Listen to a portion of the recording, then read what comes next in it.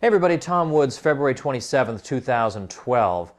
I've been told that last week radio host Mark Levin went on a bit of a tear on his program, attacking, well, of course, Ron Paul. Yeah, we get that he doesn't like Ron Paul, got it. But also Mr. Libertarian himself, Murray Rothbard. Now, you may not know who Murray Rothbard is, some of you watching this video, but even if you don't, I'm urging you to just listen for the next few minutes because it's instructive to see the kind of people Mark Levin, supposedly the great champion of freedom and the free market, is urging you to ignore and spurn. So who is Murray Rothbard? Well, one of the great 20th century free market economists, one of the most prolific writers in any genre anywhere. If you look at the sheer output of books and articles and work and letters, it's unbelievable.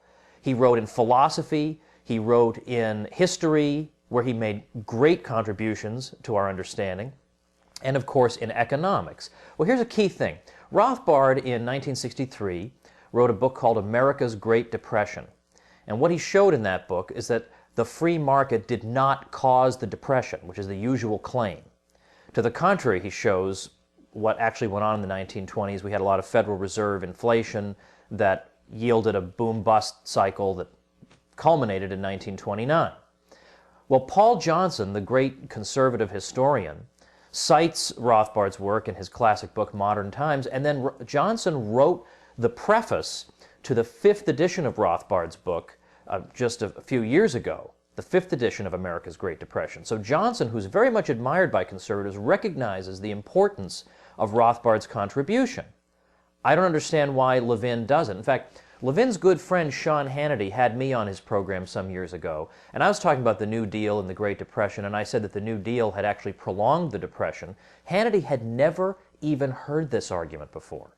Here he is supposed to be one of the great conservative minds of the country, conservative leaders. He'd never even heard that argument. So understand the priorities of Mark Levin. He thinks you should listen to Sean Hannity more than he thinks you should listen to Murray Rothbard. So you should listen to somebody who's totally clueless that there is a free market argument about the Depression and the New Deal, as opposed to the guy who pioneered in that argument. And incidentally, I'm not here to call Levin names. He calls me names, but I'm not going to do that because I'm more mature than that. I'm just sticking to the issues here. Look at Rothbard's great economic treatise, Man, Economy, and State, a 1,000-page treatise in the Austrian tradition, published in 1962. Got a glowing review in National Review magazine. By whom? By Ludwig von Mises. Now, I'm going to give Levin enough credit to assume he knows who Ludwig von Mises is. Maybe the greatest economist of all time, an extraordinary defender of the free market, an extraordinary mind. Again, a great philosopher, historian, epistemologist, and economist. And Mises spoke in glowing terms about the great Rothbard treatise, as did Henry Hazlitt, who is the author of the best-selling book Economics in One Lesson. And finally, when Mises was asked what did he think about the fact that Rothbard disagreed with Mises, he had just written on monopoly prices and he had a different view from that of Mises, Mises' immediate response was, "Whatever Dr. Rothbard has written is of the greatest importance."